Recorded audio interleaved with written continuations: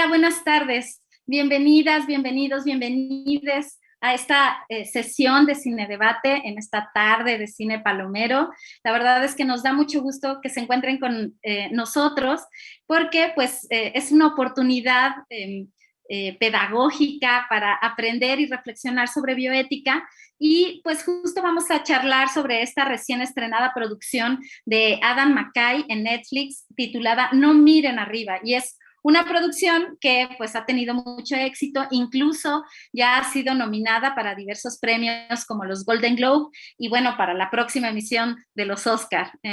Y esta película se trata de una comedia dramática con mucha sátira y ciencia ficción, y su trama se centra en estos dos astrónomos que intentan advertir al gobierno del peligro en el que se encuentra la humanidad luego de que descubren que un asteroide está próximo a impactar en la Tierra pues dentro de 6 meses, ¿no? Sin embargo, se enfrentan a la indiferencia de la Casa Blanca y esto provoca que busquen otro tipo de atención mediática.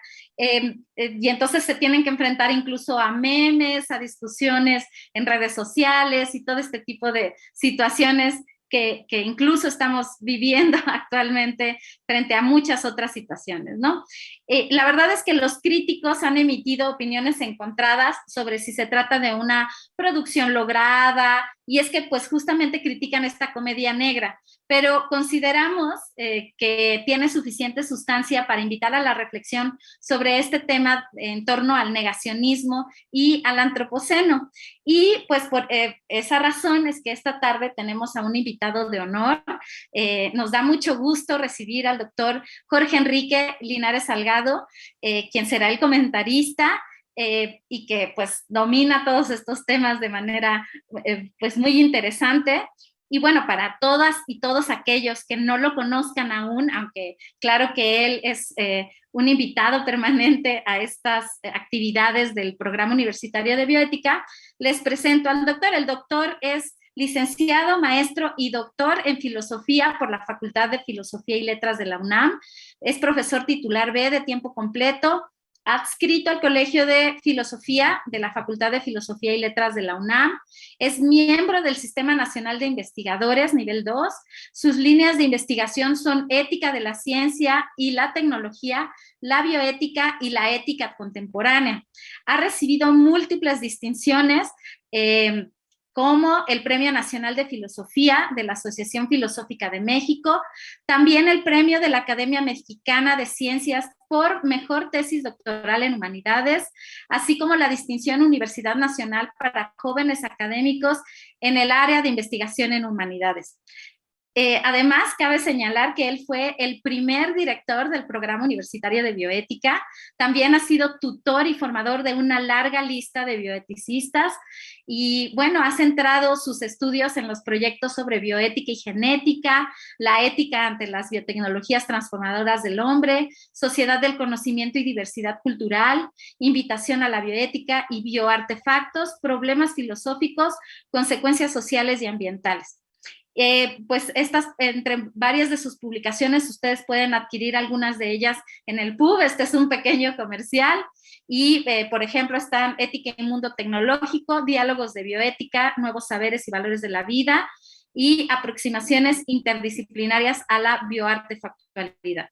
El doctor además cuenta con una gran cantidad de artículos en revistas especializadas y la verdad es que para mí es un honor contar con su presencia porque pues es muy admirado, muy querido, muy estimado por todas y todos nosotros y siempre acepta participar en estas actividades de reflexión bioética que son tan importantes para este programa. Buenas tardes, doctor Jorge, bienvenido de nueva cuenta y gracias por apoyarnos siempre.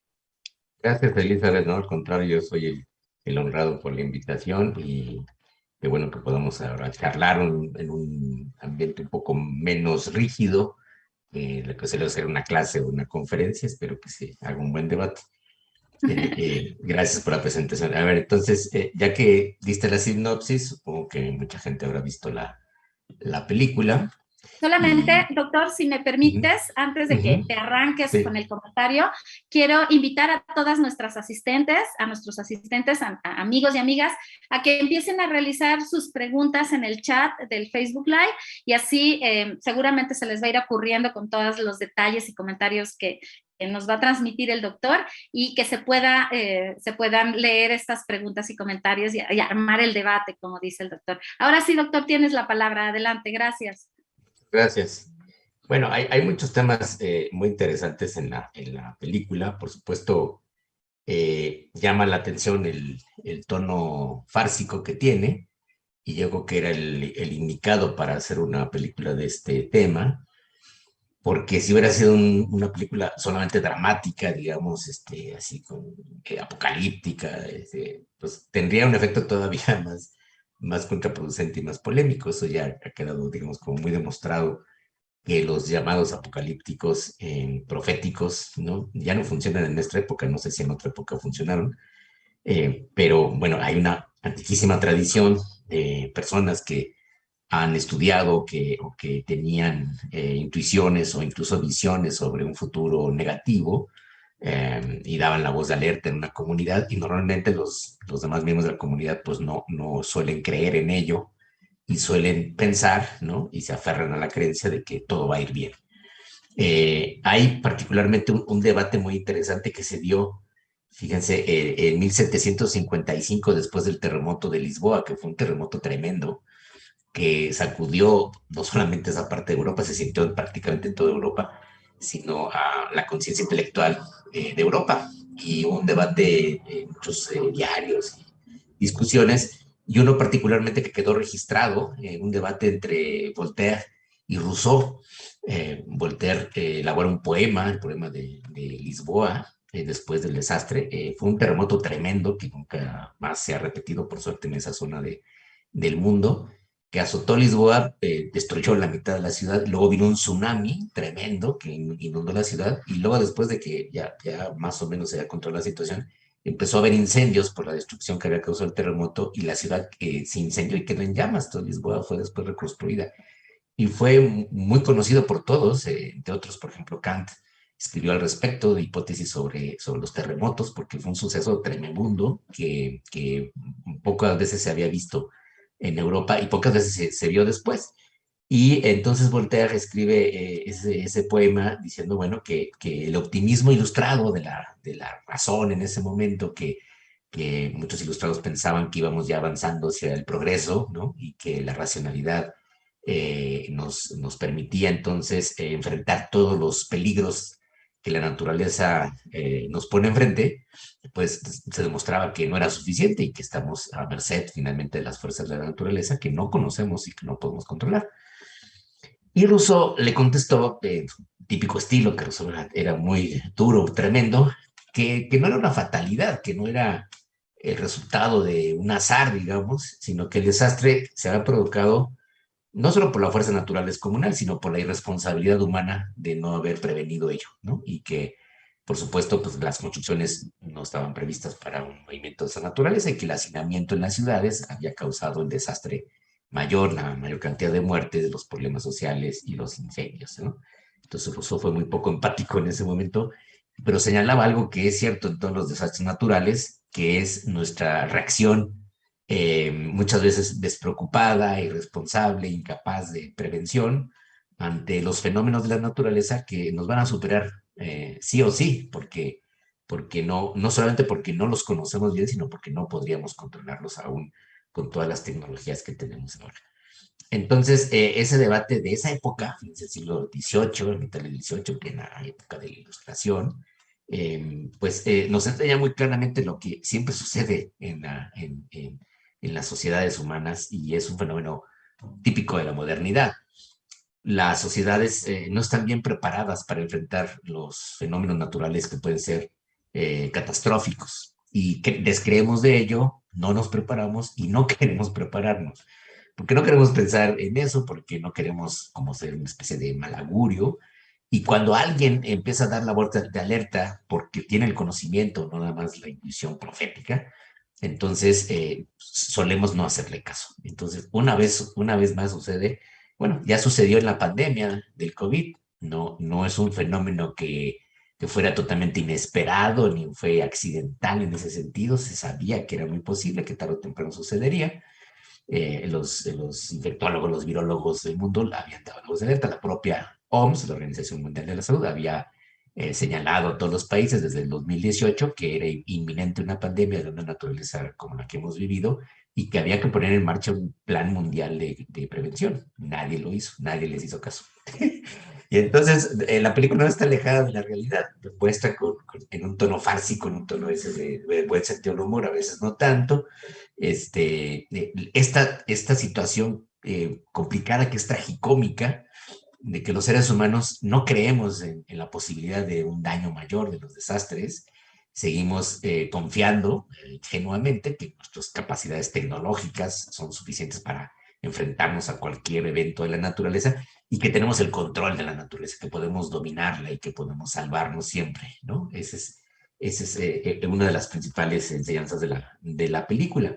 Entonces, ahora, tiene muchos otros temas que no te puedo ir elaborando. Voy a señalar algunos que me parecen muy relevantes y seguramente aparecerán otros en los comentarios, preguntas y respuestas. Para empezar, el papel de la ciencia, ¿no? En la investigación y en la revelación de estos problemas, ¿no? Aquí resulta que dos astrónomos en su laboratorio descubren el evento y calculan, ¿no? La trayectoria del cometa y se dan cuenta que va a estrellarse directamente contra la Tierra y que es un destructor de planetas este cometa por su magnitud.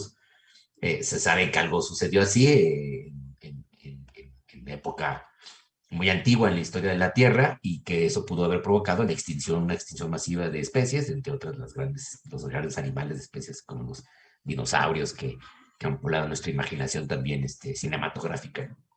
Y la huella de ese meteorito enorme pues está en la península de Yucatán, por cierto, y se estudia mucho, ¿no? De que dejó ahí un boquete enorme. Entonces, ese evento de un choque de un cuerpo celeste de esta naturaleza, pues no es tan raro en la historia geológica y podría acontecer en cualquier momento, ¿no? Porque no tenemos certeza de ninguno de los patrones con los que se mueven estos eventos o simplemente de una situación totalmente accidental, ¿no?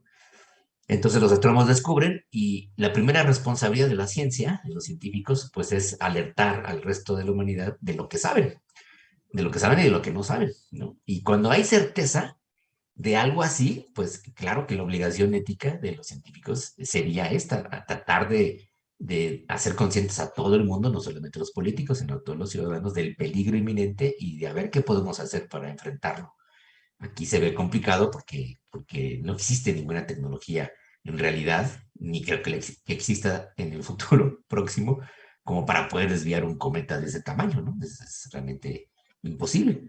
Entonces, por ejemplo, hay un ejemplo que ponemos muy bien en Filosofía de la Ciencia, y es el caso de las investigaciones del doctor Mario Molina, nuestro premio Nobel, que desgraciadamente ya murió.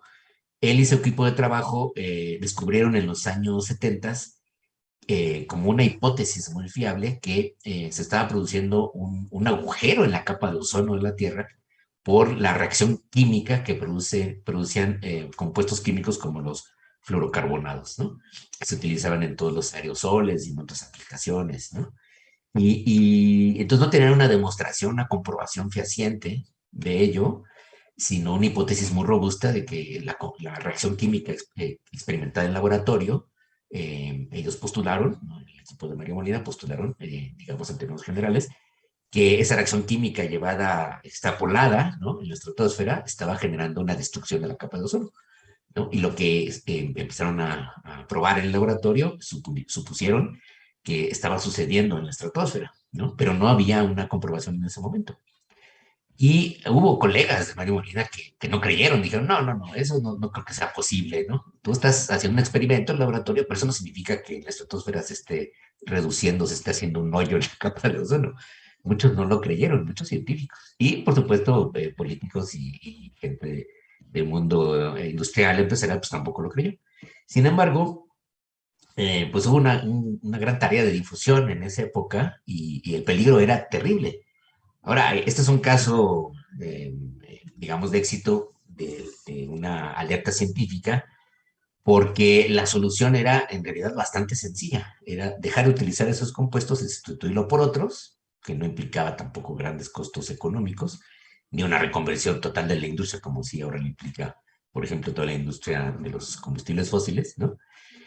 Y preventivamente, precautoriamente, dejar usar esos compuestos para evitar que se siguiera produciendo esa reacción en la atmósfera, ¿no?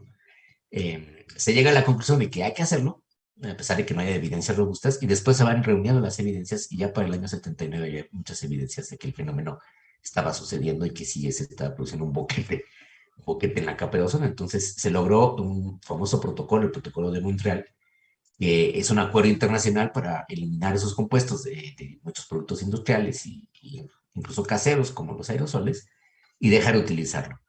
El agujero de la capa de ozono ahí sigue, no se evitó y no se puede reconstruir, pero por lo menos se logró que no siguiera aumentando, ¿no?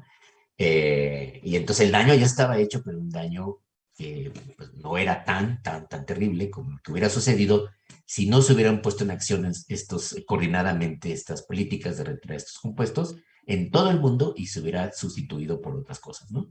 Y gracias a eso, digamos, aquí se demostró que el conocimiento científico puede ser de gran ayuda, por supuesto, para identificar riesgos de esta naturaleza, que suceden a veces porque no nos dimos cuenta, porque era imposible darse cuenta hasta que hay el efecto negativo, y que mediante acuerdos políticos y de reconversiones industriales económicas, que en este caso no eran muy costosas, eran muy sencillas, se podía lograr un acuerdo mundial para evitar el peligro, ¿no? Y gracias a eso, pues se ha contenido la destrucción de la capa de ozono por lo pronto. Como sabemos, el boquete está allí, de hecho está ubicado más hacia el cono sur que hacia la parte norte del planeta. Y esto permite, bueno, que entre más radiación solar con algunos efectos negativos, pero no lo que se preveía como algo muy catastrófico. Si se destruía más la capa de ozono, pues la radiación solar entraría de lleno. La capa de ozono un filtro, ¿no? Que protege y que ha permitido el desarrollo de la vida tal como la conocemos en todo el planeta Tierra. Entonces, ese caso fue muy exitoso y eso le dio no solo relevancia a la investigación de Mario Molina, sino a todo el trabajo que los científicos pueden hacer, científicos naturales o también sociales, cuando investigan un riesgo de esa naturaleza y no tienen pruebas contundentes, sino algunas evidencias y conjeturas que les permiten dar una voz de alerta y entonces señalar a los demás que hay un peligro que se puede contener, ¿no? En la película esto sucede y sí hay una prueba porque hay un cálculo, ¿no?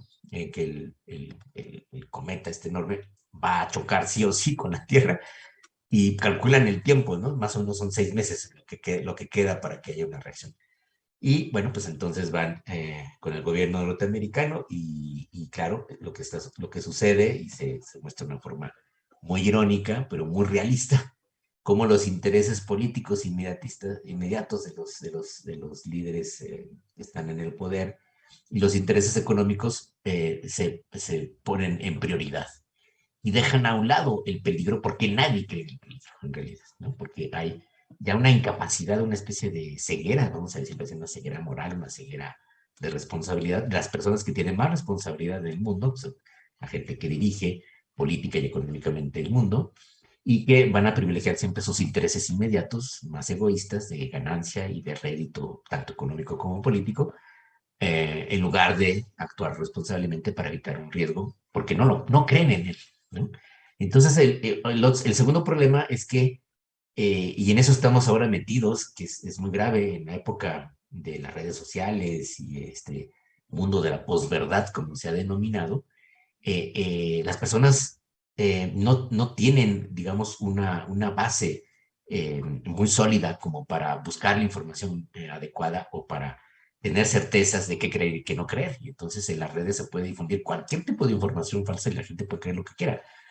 Y esto además se conjuga con bueno, pues, niveles educativos muy diversos y con, yo creo que en el fondo, un terrible fracaso de la educación científica en muchas partes del mundo. O sea, el hecho es que no se enseña a pensar científicamente y que la ciencia muchas veces ha dogmatizado en su enseñanza y las personas acaban creyendo cualquier tipo de cosas, ¿no? Que responda a sus temores o a sus deseos, a sus intereses y descreyendo de las verdades más evidentes o de los datos de la ciencia, porque piensan que en todo hay un complot y que todos los científicos actúan también de manera siempre interesada y que van a tergiversar sus informaciones, ¿no? O sus investigaciones.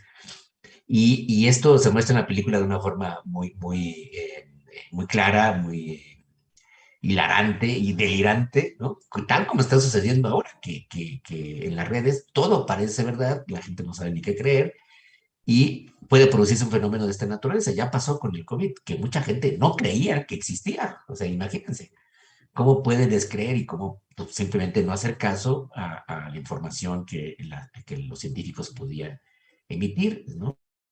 Es un asunto de simple creencia. O sea, nos hemos reducido a una situación de que las verdades no tienen asidero porque dependen de la creencia y la creencia depende de las emociones colectivas y de las pasiones de las personas. Eso siempre ha sido así, ¿no? Y la filosofía, pues desde la antigüedad, ha tratado de luchar contra esa subjetividad, ¿no? Del conocimiento.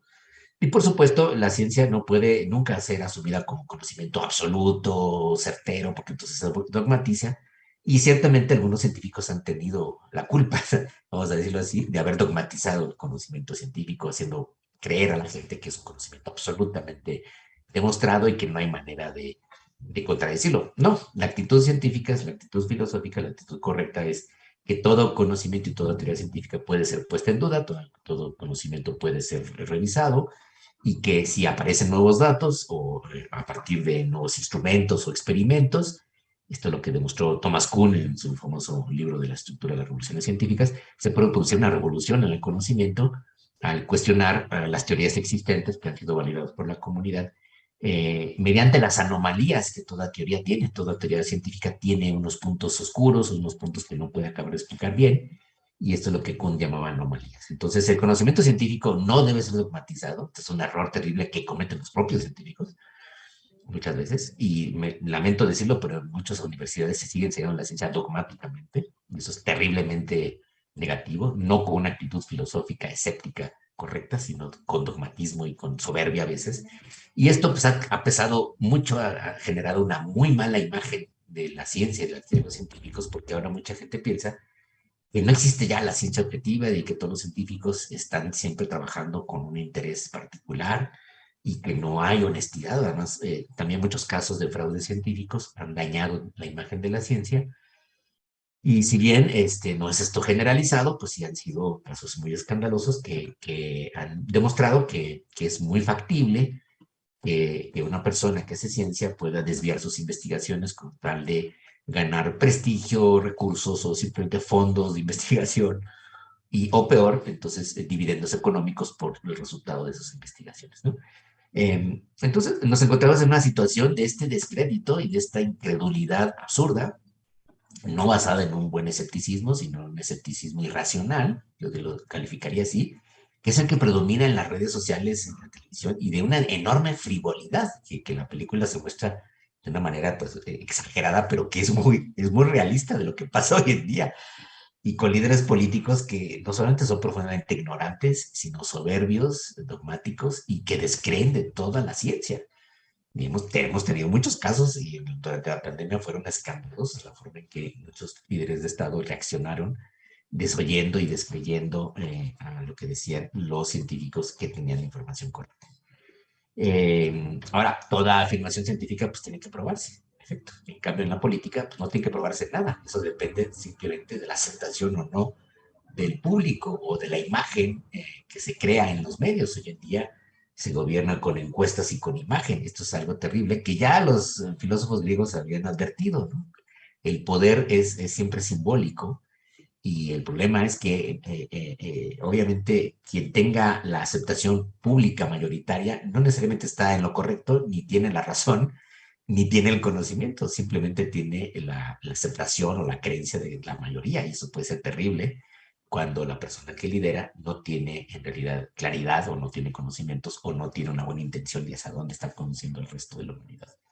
En cambio, los profetas, que a veces los científicos y los filósofos a veces hacen esa función de profetas, ¿no? De que tienen que dar la voz de alerta de algo terrible que va a suceder, no son escuchados y tienden a ser menospreciados y apartados de la sociedad. ¿Por qué? Porque naturalmente en la especie humana, pues, no nos gustan las malas noticias y no nos gusta que nos digan que la cosa va mal o que hay un riesgo enorme porque causa mucha ansiedad para empezar. Y entonces en este caso el descubrimiento es fatal porque es un hecho terrorífico que va a ser catastrófico, que va a destruir pues, la vida tal como la conocemos en el planeta Tierra y seguramente produciría, y es lo que pasó también con la pandemia, ¿no? Produce mucha ansiedad, mucha desesperación de que no hay nada que hacer. Y entonces, sí, si hay gente optimista, hay famosa pieza de teatro de Voltaire, es Jack el fatalista, ¿no? Hay gente fatalista y gente optimista. Yo estoy del primer grupo, nunca seré optimista, dada la naturaleza de mi trabajo, de mis investigaciones, y quizás de mi personalidad.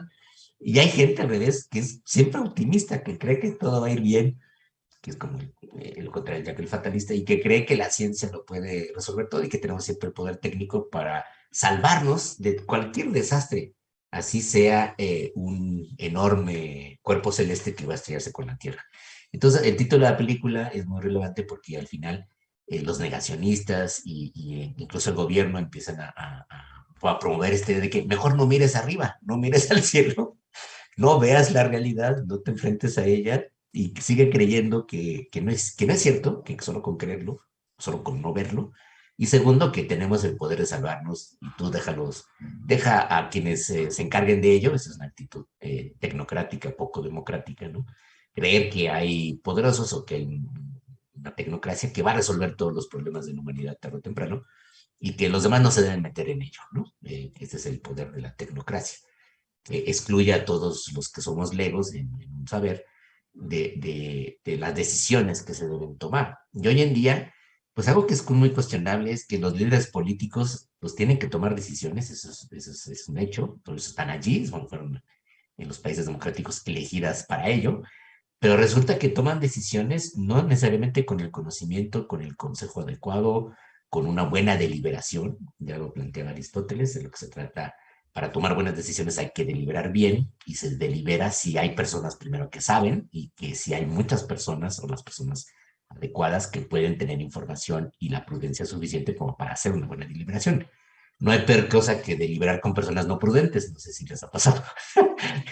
Y sucede en las familias, sucede en las ciudades, en las poblaciones y en los países y en la humanidad entera. No siempre han sido los más prudentes los que tienen que tomar decisiones. Eso es parte de la historia de la humanidad.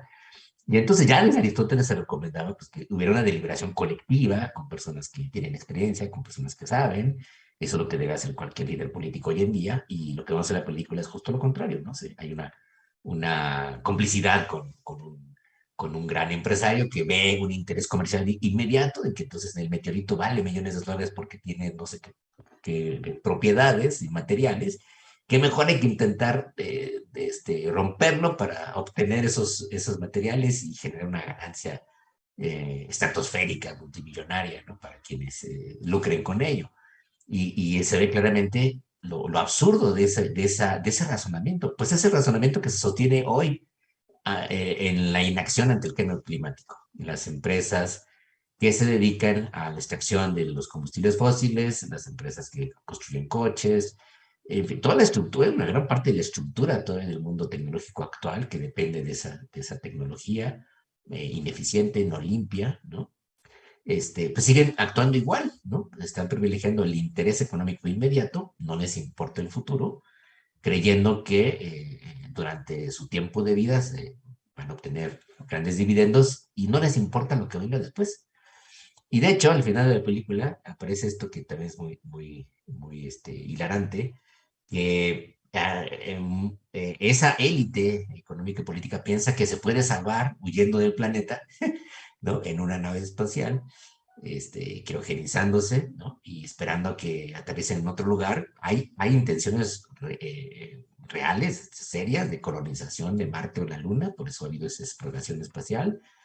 Y hoy los millonarios del planeta están invirtiendo en eso, ¿no? De cómo se congelan, cómo se mantienen vivos o cómo eluden la enfermedad o el envejecimiento y cómo podrían salvarse viajando a otro planeta una vez que este planeta sea inhabitable o que el cambio climático sea imparable y que sea totalmente desastroso Y esta es esta idea de que el resto de la humanidad va a sucumbir y solamente esa élite se va a salvar. Pero bueno, al final pues pasa algo bastante absurdo, ¿no? De lo que le sucede a ese pequeño élite que sale huyendo del planeta. Este, no con un sentido de responsabilidad o de salvar al mayor número de personas posible o de realmente lograr que sobreviva una parte de la humanidad, sino en un interés puramente egoísta. Pues es el mismo razonamiento que hoy tiene gran parte de la industria del sistema actual económico político, de los líderes, ¿no? De las personas que lideran tanto en la economía como en la política, que piensan que una élite se puede salvar y el resto del mundo que sucumba, no les importa. Y el futuro ya no es algo que se deben asegurar y del que son responsables. Y entonces aparecen todas estas paradojas, ¿no? De la irresponsabilidad tremenda que hoy tienen los líderes en la política y en la economía, porque tienen todo el poder el resto de los ciudadanos no tienen nada de poder y no pueden incidir en las decisiones. Esta es la tragedia actual, la tragedia política, le llamaría hoy, aún en las democracias liberales que han entrado en crisis en sus sistemas de representación, porque son las élites económicas y políticas, ¿no? De un signo o de otro, político, da igual, de un partido o de otro, que están aferradas a la lógica de este sistema económico industrial, ¿no? Insuficiente, insustentable, ¿no? Que no tiene viabilidad hacia el futuro y que no están respondiendo adecuadamente a los grandes problemas ambientales que se presentan, como el cambio climático o como las pandemias o como la destrucción de la biodiversidad en todo el planeta o el agotamiento de recursos naturales, muchos de ellos que no son renovables u otros que serían renovables, pero que a la tasa de extracción que hay, en el caso de los bosques o del agua, no son ya renovables como antes. Y entonces vamos a tener graves problemas con agua potable, con materiales. Y hay un caso que se plantea en la película, la extracción de minerales, ¿no? ¿Por qué ven que el cometa es una gran oportunidad? Porque son minerales que vienen del espacio, que ya no hay en la Tierra, y entonces quieren sacar de algún lado. Entonces, esta es una gran oportunidad para seguir haciendo negocio. Es como cuando se descubrieron los mantos petrolíferos en el Polo Norte, que ya hay ahorita una disputa geopolítica internacional terrible, sobre todo entre Rusia, China y Estados Unidos, de a ver quién se queda con esos yacimientos que quedaron ocultos durante miles de años por el permafrost, por el hielo permanente que se está derritiendo, y entonces una vez que el planeta aumente más de temperatura, esos campos petrolíferos, algunos que están en el mar, van a quedar al descubierto, ¿no? Y se podría extraer más petróleo y se van a disputar si van a entrar en guerra por a ver quién se queda con ese petróleo porque son aguas internacionales que en principio no le pertenecen a nadie y además pues nadie podría entrar allí porque era hielo, ¿no? Ahora se está viendo que se están derritiendo y entonces la gente que se dedica a la industria del petróleo piensa que la industria del petróleo tiene todavía más oportunidades durante al menos este siglo de seguir extrayendo petróleo fresco, digamos que más estará más cercano de la superficie en estos mantos que están allí, en esa zona. Pero eso a cambio de un deshielo del planeta y a cambio de seguir manteniendo el mismo sistema que ha generado un efecto negativo de incremento, un efecto antropogénico de incremento de la temperatura mundial y la contribución al cambio climático, ¿no? Entonces la película nos muestra todos estos eventos y condiciones contradictorias, trágicas, de una manera chusca, de una manera irónica, ¿no? Como les digo, creo que fue el tono adecuado, porque si hubiera sido un drama así, pues nadie lo hubiera apelado o, o nadie se hubiera refugiado en el mensaje, ¿no? Simplemente lo hubiéramos rechazado, o hubiera pasado sin ningún sentido, digamos, ¿no? Y provoca, pues, por lo menos la reflexión de qué está sucediendo en el mundo actual. Y lo terrible y lo serio es que estamos en una situación muy parecida. Eh, Ante las posibilidades de desastres que ya tenemos enfrente, que es como inevitables, como el efecto ya del cambio climático, según los estudios que ha publicado el IPCC, el panel internacional del cambio climático, ya el efecto es inevitable, ¿no? Y la discusión es si podemos frenar, si podemos reducir el aumento de temperatura en las próximas décadas, para que no sea más allá de 3 grados, que sería muy catastrófico, pero ya todo el mundo, todos los científicos hay un cierto consenso que creen que no será posible reducirlo a menos de 2 grados, ¿no? Lo cual tiene efectos muy, muy catastróficos para los humanos en principio, pero también para muchas otras especies animales y también vegetales, ¿no? Y puede alterar drásticamente las condiciones climáticas en las que se dan en que se da la vida, ¿no? Obviamente no solo humana, sino de muchas otras especies. Y esto pues es una responsabilidad humana, por primera vez en la historia, nunca habíamos sido responsables de ningún cataclismo, siempre nos caían, ¿no? ¿No?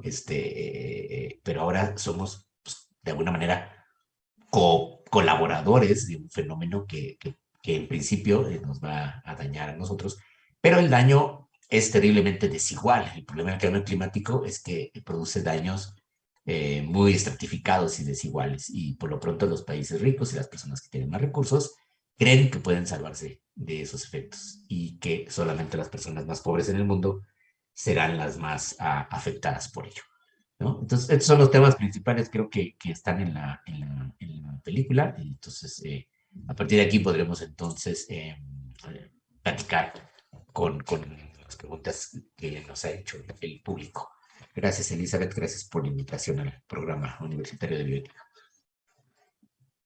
Al contrario, doctor, nos encanta siempre escucharlo, la verdad, a mí me encanta aprender siempre de usted y es padrísimo.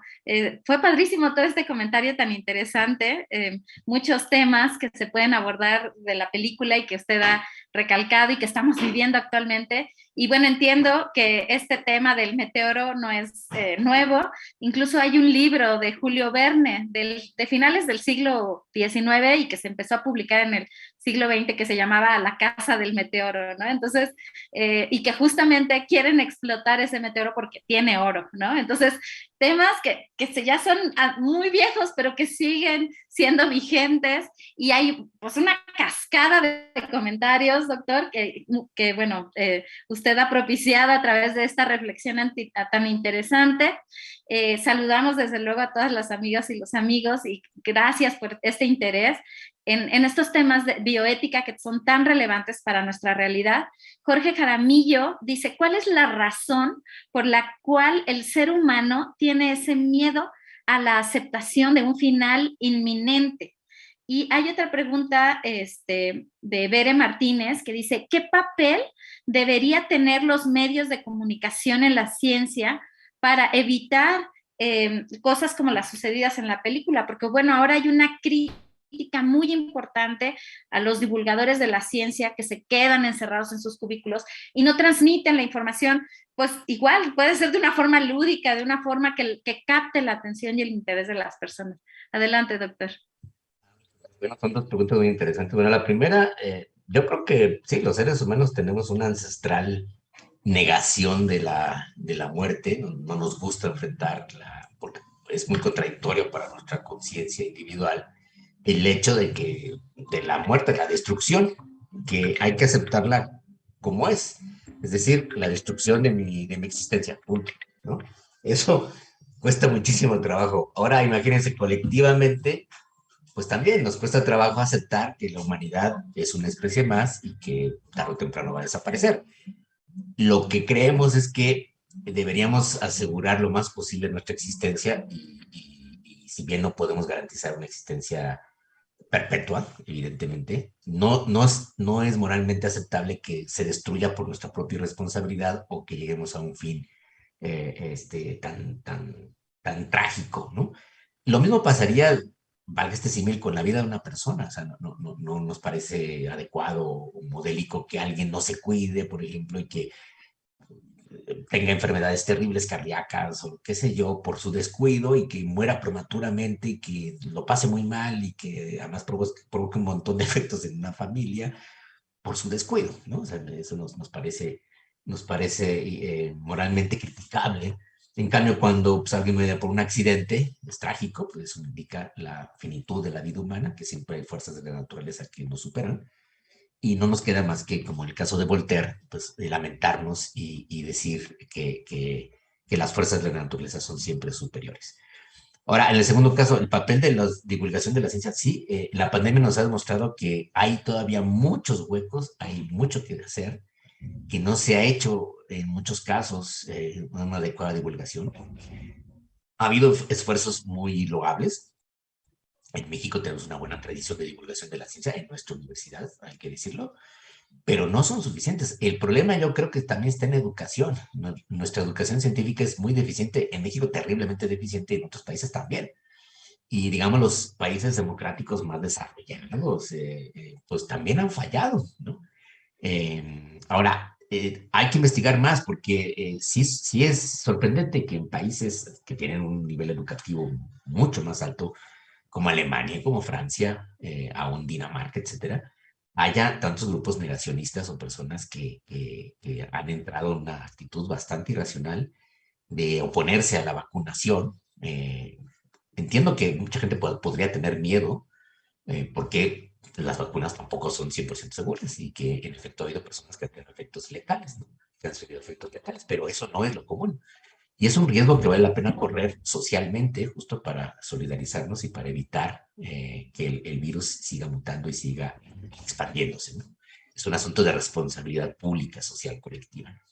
Entonces, puede que haya personas que no aguanten ese miedo y que no quieran vacunarse por miedo, pero otra cosa es esa posición irracional que hemos visto en muchos países, también está sucediendo en México, lamentablemente, de que crean que hay un complot y que crean que todo es mentira, o que crean que las vacunas no sirven, o que crean que las vacunas son dañinas y que están destinadas a dañar a la gente, imagínense.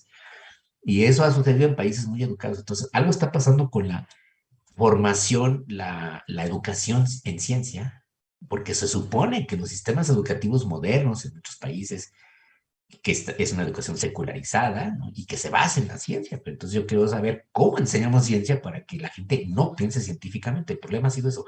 Mi sospecha es que hemos enseñado ciencia muy dogmáticamente. Y la filosofía tiene, digamos, una especie de antídoto al dogmatismo, porque en sí misma es suficientemente escéptica y disidente entre sí, digamos. No existe una filosofía oficial o no existe un cuerpo de conocimiento filosófico que tenga consenso absoluto.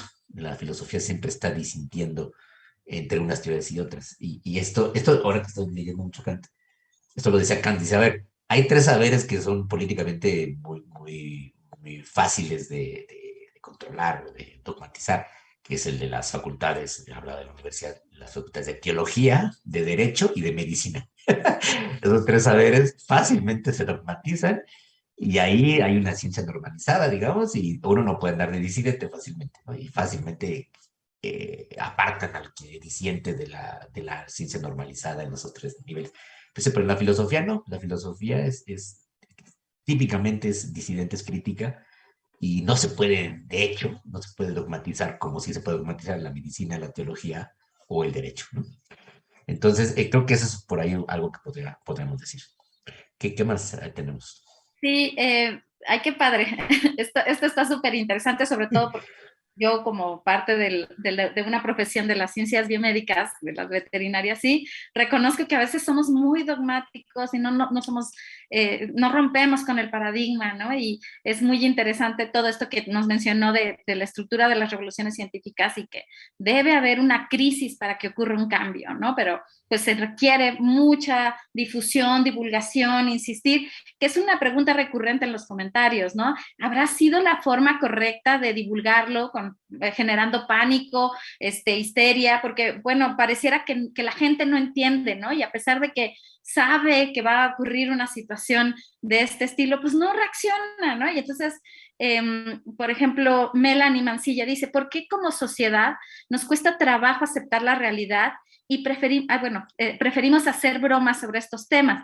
Algo que también me llama la atención es que Citlali Silva dice, ¿qué considera que se necesitaría para hacer que la sociedad realmente reaccione de manera pertinente a problemáticas de este tipo? O sea, ¿cómo se lucha contra el deseo de comodidad inmediata y de bienestar propio? Son preguntas que están relacionadas.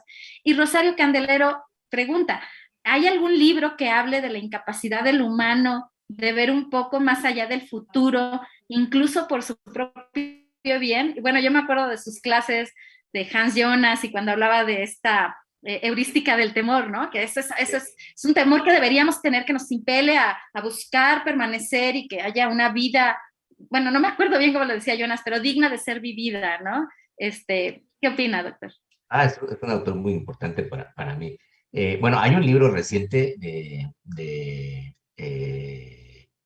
Neil Ferguson, es un investigador británico que se llama Desastre. Y yo lo he referido mucho ahora en varios artículos sobre COVID. Y nos explica con varios elementos de otras ciencias, de la psicología, de la ciencia política. La historia es un historiador que ha hecho un libro fascinante, es muy, muy bueno, en mi opinión, y muestra un poco eso, que solemos descreer que los líderes políticos pueden fallar fácilmente, caen en errores cognitivos, en sesgos, sobre todo si toman decisiones en solitario, sobre todo si no se asesoran bien, sobre todo si se imponen sus intereses inmediatos.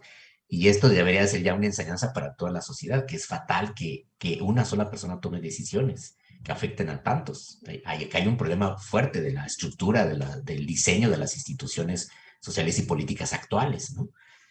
O sea, que estamos en manos de las decisiones de unos cuantos y esto es muy grave. En la época actual es terrible, nos puede enfrentar a problemas tan serios como estos. Eso por un lado. En el caso de Jonas, en efecto, él hablaba en el principio de responsabilidad, que es un libro que se publicó en 1979, es muy reciente, filosóficamente hablando, ¿no? Nuestros libros son muy antiguos, pero... Y Jonas hablaba allí de lo que dice Elizabeth, la heurística del temor, decía, si somos capaces de entender que ahora está en juego, está en peligro la existencia de la humanidad en términos físicos, en términos biológicos, tal cual, ¿no? Él sobre todo pensaba en el peligro de la guerra nuclear y el peligro de la destrucción ambiental, ¿no? Que ahora pues, ha aparecido también el peligro de una pandemia que podría en algún momento dado surgir una pandemia de un virus con una letalidad mucho mayor que acabará con una gran parte de la humanidad. Eso es posible, ¿no? Ya sucedió con la peste, que sí asoló a las poblaciones europeas y en algunos casos se cree que exterminó a cerca de la mitad de la población europea, ¿no? Pues imagínense lo que pasaría hoy con un fenómeno así. Por suerte este virus era de baja letalidad, pero es un virus que tiene una inteligencia, voy a decirlo así, increíble, ¿no? Bueno, entonces yo les decía, deberíamos acudir a algo que sí tenemos en nuestra biología evolutiva, que es el sentido de temor ante un peligro, ¿no? Para protegernos y proteger, él decía, la esencia de la humanidad, cosa que es muy abstracta, ¿no? O sea, dice la imagen de la humanidad. Y eso sería responsabilidad de todos, no nada más de quienes toman decisiones. Pero aparece como algo muy abstracto y luego Jonas decía, bueno, se me hace que vamos a tener que sufrir diversos cataclismos y efectos negativos antes de que el temor pueda tener efecto. Pero decía, ese temor no se puede convertir en un miedo irracional a la muerte, porque entonces nos desbarrancamos, porque el miedo a la muerte genera situaciones de pánico, genera reacciones muy egoístas, que es lo que hemos visto en la pandemia, ¿no? Muchas de las acciones egoístas, como alguien que nos quiera curar, es que lo domina o la domina a esa persona el miedo, ¿no? Al daño inmediato y no ve el peligro general o no ve la responsabilidad que tiene para con los demás. Ahí está el problema, ¿no? Ahora, desde el punto de vista del conocimiento científico, bueno, en la película, ahí hay una certeza ya incontrovertible, el cálculo que hacen los astrónomos, ¿no? Y en un equipo solamente que después van a corroborar todos los demás, porque se acuerdan que les preguntan a los chinos, a los rusos, a todo el mundo, ¿no? Y todo el mundo corrobora los datos diciendo, no, pues sí, tienen razón, están en lo cierto, ¿no? O sea, ya, hay una certeza absoluta. Eso es raro en la ciencia, que lleguemos a tales certezas. Y ahora con el COVID pues, se vio, ¿no? O sea, hay muchas cosas que no sabemos bien, había muchas cosas inciertas, no se sabía cómo se comportaba el virus, no se sabía si era de alta letalidad. Y claro, los modelos epidemiológicos anteriores pues no funcionaron, pero creo que ya hay un error metodológico, un error grave de muchos científicos, en mi opinión, ahora lo podemos decir, que se confiaron en los viejos modelos de otras epidemias, cuando se trataba de un virus nuevo. Y un virus nuevo, pues no sabes ni cómo va a comportar, ¿no? Porque además nadie tiene obviamente defensas ni anticuerpos, entonces no puedes establecer los mismos sistemas de vigilancia que cuando mides tú el sarampión o las gripes, ¿no? O la influenza del 2009, que tiene otro comportamiento. Los coronavirus son mucho más complejos. Entonces, es raro que, a diferencia de lo que pasa en la película, es raro que el conocimiento científico nos dé certezas tan contundentes. Entonces, tenemos que aprender digamos, a utilizar bien ese conocimiento científico, valga esa expresión, sabiendo que no hay certeza absoluta de muchas cosas y que puede haber errores, evidentemente, y que, por supuesto, hay un debate científico, que hay controversias sobre lo que hace que mucha gente desconfíe, ¿no? Porque creen que la ciencia es un saber dogmático. Pues no, no lo es. Hay debate y hay controversias porque es raro que lleguemos a esas certezas absolutas. Y sin embargo, por otro lado, hay que decir, pero ojo, cuando sí se sabe algo, cuando sí hay evidencias, cuando sí hay datos, entonces no cabe ya un escepticismo irracional que es el que practica mucha gente. Y esto, digamos, voy a decirlo así, el pecado ha sido que han sido los líderes políticos y económicos los que han descreído de las evidencias, los que dijeron, no, hombre, esto es un fenómeno, no hay que alertar, como dice en la película, no hay que alertar a la gente, no hay que asustarla. Pues no se trataba de asustarla, sino decirle, si hay un riesgo grave, y esto sí puede ser muy complicado si lo dejamos crecer y se dejó crecer, y si no nos prevenimos bien, si no nos organizamos bien. Y eso es la triste realidad de la pandemia. Eh, Les digo, por suerte ha sido de baja letalidad, pero miren, tenemos ya más de 5 millones de muertos oficialmente en los datos, son muchísimos. La pandemia de influenza de 1918-20, pues no se sabe bien cuántos mató, pero fue matado a 40 millones de personas, pero no había ni conocimiento científico, no había ni vacunas, no había nada, ¿no? O sea, puede ser muy equivalente el efecto. Y de hecho, pues los historiadores del siglo XXI van a tener que estudiar muy bien este fenómeno y seguramente habrá libros, si es que la humanidad sigue existiendo, tendrán que haber libros al respecto de cómo fallamos como sociedad y con todo el conocimiento científico y técnico que teníamos en enfrentar la pandemia, porque mi conclusión es que hemos fallado gravemente al respecto. ¿Quién más? Sí, gracias, doctor. Ay, es que hay tantas cosas que reflexionar. Esto que usted comentaba sobre cómo criticaban a la universidad chiquita, que no, pues que era la Universidad de Michigan, que no había expertos, ¿no? Sí, Y también hemos habido casos de que alguien propone algo y como no es un reconocido, como no ha publicado tanto, incluso también se observan situaciones, pues, patriarcales, ¿no? En donde sí, el científico, el tutor es el que, este, es el que es el sí, guapo y aparece en los medios, y la chica que hizo el sí. descubrimiento ya es la culpable y no se le da el reconocimiento. Sí, sí, Eh, y es una muchacha que no tiene el doctorado todavía, es una estudiante, ¿no? Que no claro, tiene toda la experiencia, pero resulta que ella es la que descubre el asunto y calcula y lo calcula y lo calcula, y lo calcula y dice, es que ya, o sea, hay certeza absoluta y nadie le cree. Y además como se muestra en los medios muy angustiada y exasperada, entonces la invalidan. Esto es algo grave que solemos hacer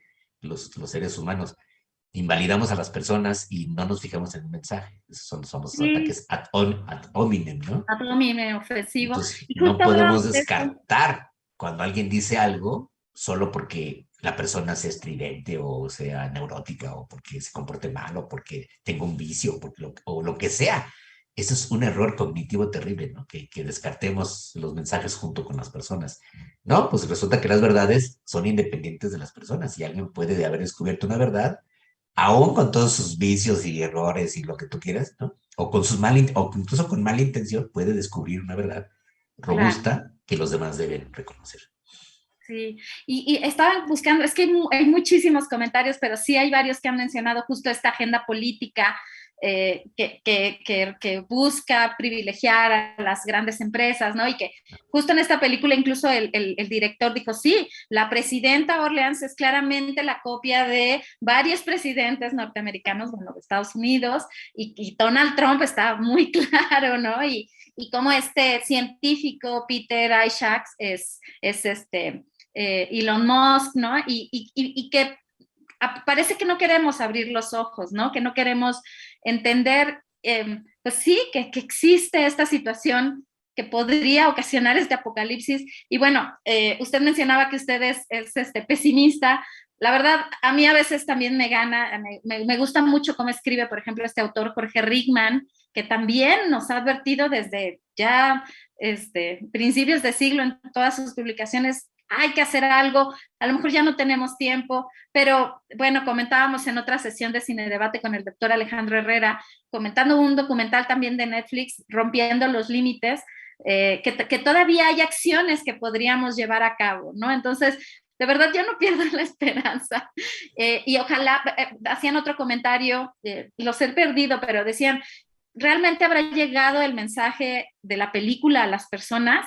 Eso es lo que se pretende. Shadi Santos, por ejemplo, dice, la película refleja varias verdades como el interés político personal, las mentiras de los medios, el desinterés, la desconfianza de la población, porque hace falta mucha transparencia de la ciencia, también ese es un problema, ¿no? El que me importa, el desarrollismo, la hipocresía de los empresarios, la falta de la confianza en la ciencia, ¿no? Y ella enfatiza, es que tengo aquí los comentarios, podría ser también la educación liberal, que la individualidad y la defensa de las libertades puede influir en la gente antivacunas frente a una posibilidad de salud colectiva en referencia a lo que usted decía de este movimiento antivacunas.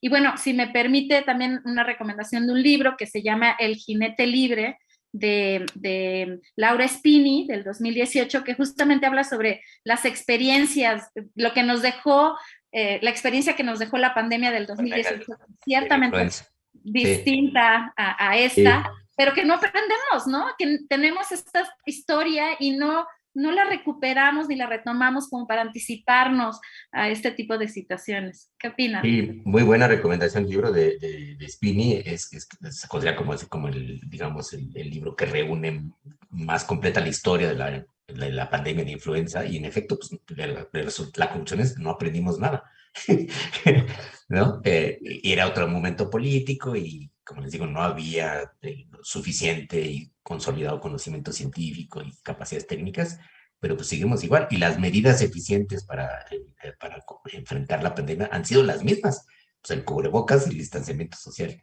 ¿no? Claro. Ahora, ahorita hay varios temas ahí, Elizabeth, a ver si puedo retomar algunos. Eh, eh, sobre mira, mucha gente, y viendo muchos de los comentarios que se emitieron en prensa, que me puse a revisar algunos para esta sesión, pues casi todos dicen, bueno, pero el caso de la película pues es extremo y ahí ya no hay nada que hacer y pues, sí, eso aumenta la tensión dramática o incluso tragicómica de la película. En cambio, los problemas que tenemos todos son solucionables, incluso el cambio climático, todavía podemos hacer muchas cosas, evidentemente, y podríamos solucionarlo felizmente y lograr que la humanidad salga avante, ¿no? Y eso debería ser una llamada de atención y la gente debería entender que estamos a tiempo. En efecto, entonces eso desarmaría cualquier pesimismo, decir, no, todavía estamos a tiempo y no estamos en una situación tan desesperada. Pero eso también es una trampa cognitiva, porque casi siempre estamos pensando que tenemos una última esperanza o que no es tan grave como se pensaba, ¿no? Eso es lo que se llama la diferencia entre un falso negativo y un falso positivo cuando hablamos de riesgos, ¿no? Cuando creemos que el riesgo era mayor de lo que sucedía, decimos, ya ven, pues exageramos. Pero resulta que cuando creemos que es menor de lo que realmente era, ¿no? Como ha pasado con la pandemia, pues los errores son garrafales y causan una enorme destrucción. Entonces, ¿cómo salir de esa trampa? En efecto, uno de los comentarios de nuestra audiencia hablaba de este predominio de la ideología individualista del neoliberalismo, pues claro que ha hecho mucho daño. Jonas hablaba de eso y decía, a ver, ya en su época, estamos todavía en la Guerra Fría, entre las dos superpotencias mundiales, y una disputa ideológica, económica, militar entre el capitalismo y el comunismo. Entonces decía Jonas, está claro que el liberalismo, esta promoción y defensa a ultranza de la libertad individual así irrestricta, no va a favorecer acciones políticas adecuadas para enfrentar el problema ecológico, ¿no?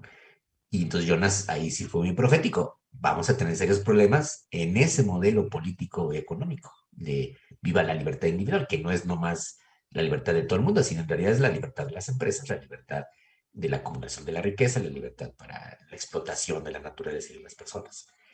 Y decía algo que fue muy polémico, por el cual fue muy criticado. En cambio, dice, las tiranías comunistas, y se refería a la Unión Soviética y a China, pues, la que sobrevive es China, aunque la Unión Soviética sigue siendo lo mismo, pero no más que aparentemente ya sin comunismo,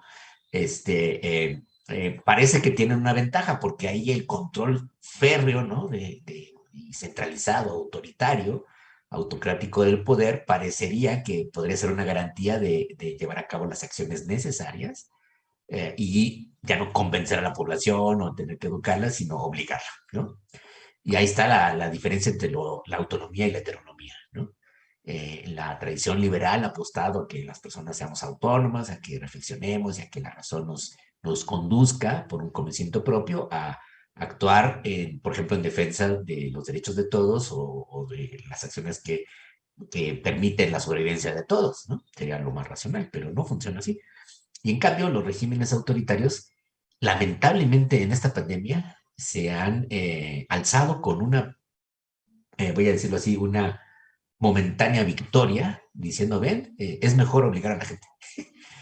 Y China nos ha demostrado que puede encerrar a una ciudad entera de 11 millones de personas, encerrar literalmente, y nadie sale, y nadie se mueve.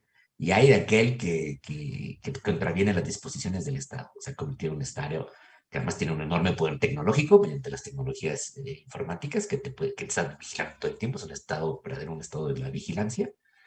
Y pues la verdad es que ese modelo tampoco es el más viable y en el mundo occidental, derivado de esa tradición liberal, muchos descreemos que eso sea el ejemplo a seguir, ¿no?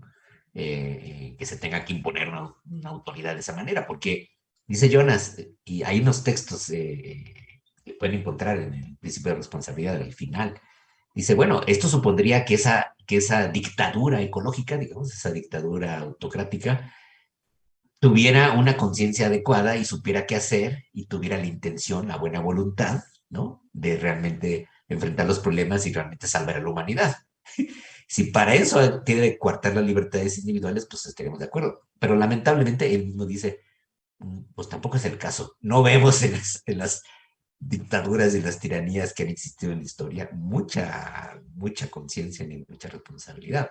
Al contrario, hemos visto cosas terribles. Entonces eso lamentablemente apoya los temores y el pesimismo porque hoy en día los modelos políticos que tenemos, las democracias liberales están fallando, han fallado sin duda.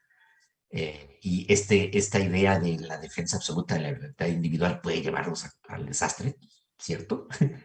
¿No? Porque impide que las personas asuman responsabilidades. Y está claro pues, que tendrán que imponerse por políticas, por normativas, ¿no? Ya no por convencimiento. Pero el otro modelo del autoritarismo, del régimen totalitario, dictatorial, puede llevarnos a otro problema que ya conocemos muy bien, que son los totalitarismos autocráticos que describió Hannah Arendt y que padeció la humanidad durante el siglo XX y hoy parece que estamos otra vez al borde de eso, en varios países, ¿no? Y esto, bueno, se imbrica con la historia política reciente. No hemos encontrado la solución, digamos, la solución al círculo cuadrado, ¿no? A cómo hacer compatible la libertad individual con la autoridad política legítima para obligar a los ciudadanos a actuar en beneficio del bien común. Que eso fue evidente en la pandemia, ¿no?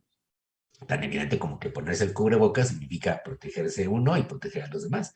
Pero parece que muchas personas no les cabe la cabeza o no tienen la motivación suficiente como para entender que van juntas, ¿no? Que la protección individual es la protección de los demás y al revés, ¿no?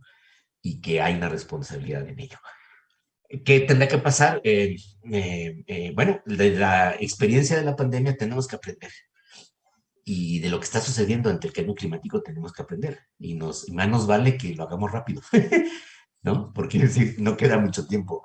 Y para eso sirven las humanidades, la bioética y las ciencias sociales, que pueden todavía tener un cuerpo de conocimientos y de conceptos que nos ayuden a entender y nos ayuden a criticar y nos ayuden a seguir dando la voz de alerta. Y ni modo, nos toca a veces ese papel un poco infausto, ¿no? De ser los pesimistas de la fiesta y de decir, bueno, pues sí está muy divertido, pero fíjense que ya se va a acabar la comida o se va a acabar el agua. Y entonces acabó la fiesta, ¿no? O sea, no nos gustaría llegar a esa situación y alguien tiene que fungir esa, esa, esa tarea, ¿no? Esa labor de alertar a los demás, no con el afán simplemente de ser estridentes y escandalizar, sino de señalar lo que sabemos que está yendo mal en el curso actual de los acontecimientos en todo el mundo. Y esto no nada más es en un país o en otros, lamentablemente es una situación mundial. Híjole, cuántas cosas por reflexionar. Padrísimas palabras finales. La verdad es que agradezco muchísimo, no sé si nuestros amigos y amigas, pero yo disfruté mucho esta sesión y agradezco muchísimo, muchísimo este comentario, doctor Jorge Linares. Muchísimas gracias por estar nuevamente con nosotros. Gracias, Elizabeth, gracias a ustedes y a todos. Lamentablemente pues no nos podemos ver, pero espero que pronto lo podamos hacer. Gracias Claro. a todos. Sí, y bueno, gracias también a todas y todos ustedes por su asistencia. Desde luego queremos seguirlos invitando a reflexionar sobre estos y muchos otros temas de bioética. Y es por eso que les invitamos a nuestra sesión, nuestra siguiente sesión de Cine Debate, que se va a llevar a cabo el miércoles 9 de marzo, en este mismo horario, y vamos a analizar la película El cuaderno de Tommy, en compañía de la doctora Alicia Ordóñez, que está haciendo el postdoctorado en el programa universitario de bioética. Les recuerdo que pueden ver la película en Netflix previo al debate, y pues que lleguen con todas sus dudas, sus preguntas a esta sesión, que son tan enriquecedoras y que de verdad creo que sí, sí nos ayudan espero, a este cambio. Bueno, les reitero esta invitación a que sigan nuestras redes sociales, YouTube, Facebook, Twitter, que también revisen las publicaciones de la columna del PUB en el periódico digital Animal Político, y como siempre agradezco a todas mis compañeras y compañeros que me ayudan en la organización y logística de estas sesiones. Es un gusto estar con ustedes y les esperamos dentro de 15 días. Que tengan excelente tarde, excelente semana, y hasta entonces. Gracias, doctor. Gracias a todas y todos. Gracias, hasta luego. Hasta luego.